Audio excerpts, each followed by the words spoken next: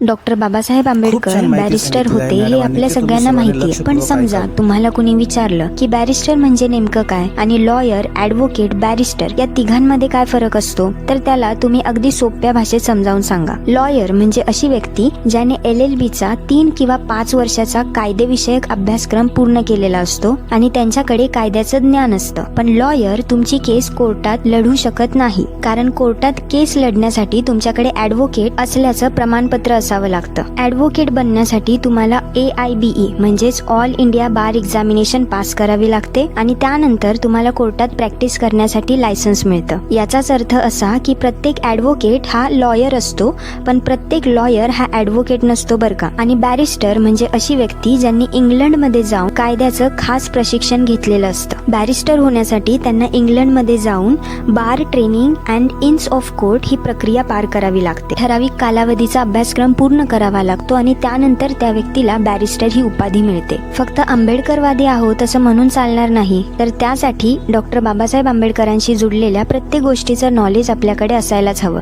त्यासाठी हा माहितीपूर्ण व्हिडिओ बनवलाय. या व्हिडिओतली माहिती तुम्हाला कशी वाटली मला कमेंटमध्ये नक्की कळवा आणि अशाच आणखी माहितीपूर्ण व्हिडिओसाठी चॅनलला सबस्क्राईब करा.